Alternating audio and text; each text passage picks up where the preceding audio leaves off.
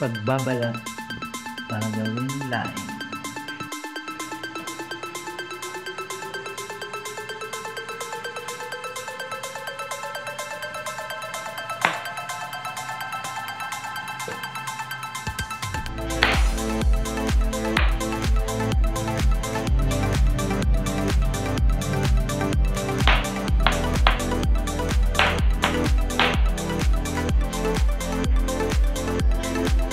Ayan, may na po ang ating gagawin laing.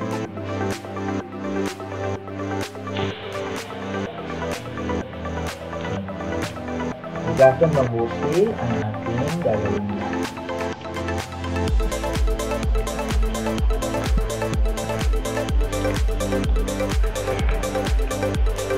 Hugasan mabuti ang mga dahon pagkatapos pumayin para maging secure na malinis. 2 to 3 times natin hugasan ang mga sangkap na dahon or mga tangkay ng gas. Ayan, pinapakuluan na po natin ang ating gagawing laing at maya-maya po after nito matitimplahan na po natin ng mga sangkap. Ayan, ito na po yung final na paghuhugas, pangatlong ulit para ma-sure natin na malinis po ang mga sangkap natin na gabi para malinis na at ipapakulo na po natin ang next nito. Ayan, hugasan din po natin ang mga hinimay nating dahon at i-finalize natin para next nito ay mapakuluan na po natin. Make sure na malinis po at mapakuluan natin ng maayos. Doon na siya sa malaking kaserola. Dito po natin papakuluan ang ating gagawing laing. Ayun mga ka-Nature's Bee, ngayon naman ipapakita naman po natin ang mga sahog o sangkap sa gagawin nating laing. Siyempre, makikita natin na lagyan natin ng maraming sibuyas at ang ating sili na green at saka ang ating sili labuyo. At ang luya, lagyan din natin ng bawang. At syempre ang ating twist na kamyas upang maalis po ang kati. At syempre nakakadagdag po ito ng aroma sa ating gagawing laing. At syempre ang ating gata. Ayan. At kayo po kung lalagyan po ng mga sahog, kagaya po ng hipon, sugpo, or di kaya mga laman, taba, or kayo na po ang bahala. At tayo syempre gagamitin natin sahog ay ang labahita. Ayan mga ka-Nature's Bee. Kaya tara na, magluto na po tayo. Samahan niyo po kami at panoorin niyo po kung paano gawin ang special na laing with kamyas. Ito po ang ating mga sangkap. Ayan, na-drain na po natin. Ayan, napakuluan na po natin. At ngayon, ilalagay na natin ang mga sangkap sa ating special na laing.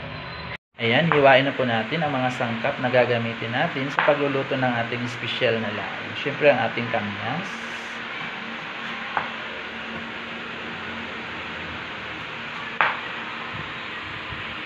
Hiwain naman natin ang sibuyas para maihalo na natin sa ating special laing.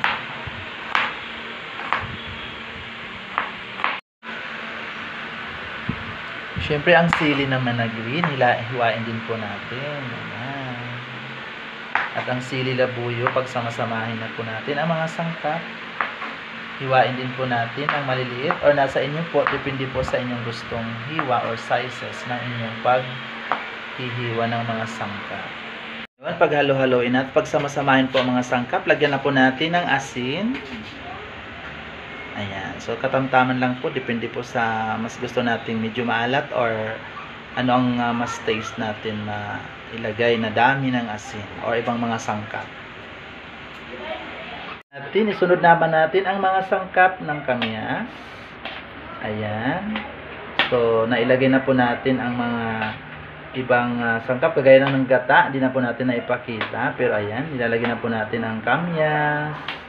At isunod natin ang mga ibang sangkap kagaya ng sibuyas, bawang, luya, ang siling green at saka yung siling labuyo. Pagsamasamahin na po natin at saka natin haluin pagkatapos ng ilang minuto pag napakaluan na po natin ang ating special laing. Huwag po natin masyadong halo-haloin habang hindi pa luto para sure na hindi po makati ang ating laing.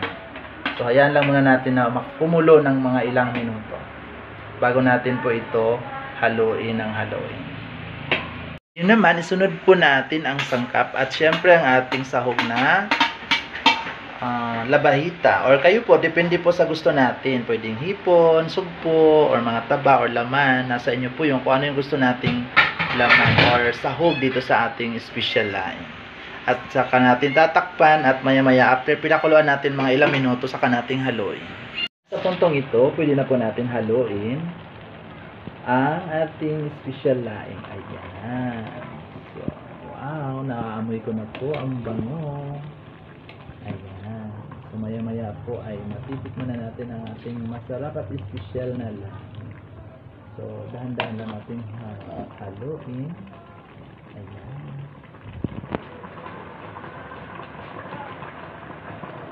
Ayan.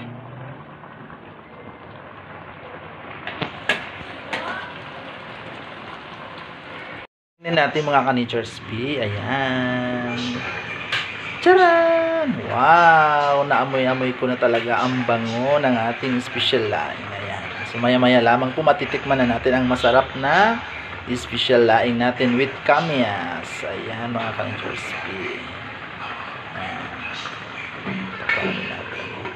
Iwasan lang po natin yung halo ng halo para iwasan po yung pagiging makati ng ating laing. Sarap ang ating special laing. Lagyan natin ng Knorr cubes. Ayan. So, kayo pong bahala kung ano pong flavor ng cubes ang ilalagay natin. So, para mas malinamnam, mabango. Ayun, naaamoy ko na po ang bango ng halimuyak. Ang aroma niya dahil sa dinadala po ito ng kamyas. Tikman ulit natin kung gaano kasarap ang ating special laing. Dinagdagan po natin ng asin kanina. Medyo matabang po.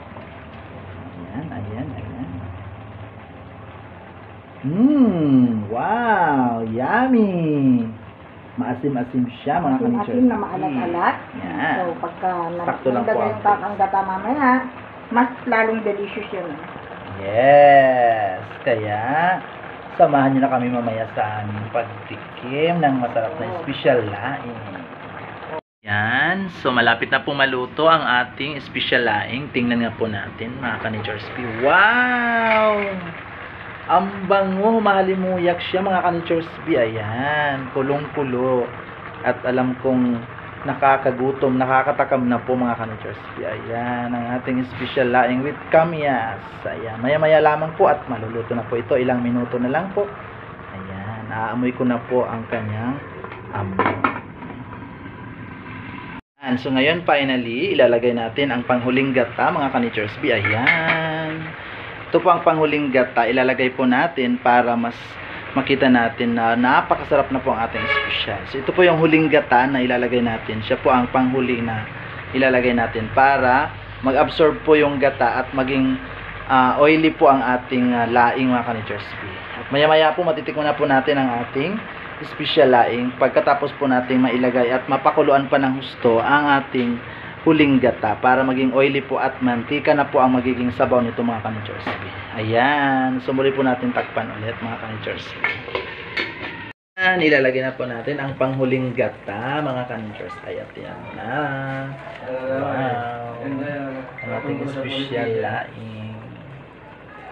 Ayan. Kita na po natin ang huling gata na po. Panghuling kulok na po ito. At maya-maya lamang po matitikman na po natin ang ating special laing. Ayan. Hanggang sa magmantika na po siya o maging oily na po ang sabaw. Mantika na lang po ang matitira niya. Effort talaga ang kailangan sa special laing with kamyas. Ayan. Kulong-kulo at kumukulo-kulo talaga ang ating special laing. At maya-maya, matitikman na natin ang napaka-yummy-licious. Ayan. Ayan mga ka-Nature's Bee, ang ating finished product sa ating special laing with kamyas. Ayan, ready to eat na po. Tara na, samahan niyo po kami sa isang masarap na kainan. Ayan, ready na po ang ating special laing. Kaya kung nagustuhan niyo po ang ating niluto ngayon, ang ating special laing with kamyas, gawin niyo po sa inyong mga tahanan. Simple lang po, lagyan po natin ng kamyas para manatili pong masarap, mabango at malinamnam. At syempre mayroon siyang twist na medyo maasim-asim sa ating panlasa. Depende po sa inyong timpla, mga ka-Nature's Bee. Salamat po sa naging guest po ngayong araw na ito sa ating vlog. Walang iba si Ma'am Malusa. Thank you po Ma'am for guesting our video vlog for today. Sana po nag-enjoy ka po dito sa kusina na kung saan punong-puno ng saya at punong-puno ng linamnam ang ating masarap na special laing with kamyas. Ayan po mga ka-Nature's Bee. Ultimo pusa. Talagang takam na takam silang natikman ang luto namin ngayong araw na ito. Maraming salamat po sa mga hindi pa po nakasubscribe sa ating YouTube channel. Ayan. Subscribe niyo po, servantschannel.tv. I-share niyo po at i-like ang ating video kung inyo pong nagustuhan. At syempre maraming salamat po sa mga subscriber ko po at mga supporters dyan. Shout out po sa lahat ng ating mga viewers sa Luzon, Visayas at Mindanao at sa buong mundo. Shout out po para kay Sir Malcolm Lavinia yan sa Yabong Central Elementary School. Shout out po sa aking mga friend, kay BFF, kay Teacher Arlene Apalis na nanonood palagi dito sa ating YouTube channel, kay Teacher Girly Manao, kay Teacher Girly Garcia, sa lahat po ng mga kasama ko. Ayan, ang ating Adonai School family. Ayan, ang mga kasama ko sa Balon Outpost, BBSO. Maraming salamat po sa inyo walang humpay na panunood at support dito sa aking YouTube channel. At syempre sa ating mga guest ngayon at mga nanood, syempre kay Ma'am Malu. Thank you po Ma'am for your effort na pag-share ng talent dito sa ating luto, ang very special na laing with kamyas. Ayan. So, to God all be the glory mga ka-Nature's Bee. Hanggang sa muli. Bye-bye!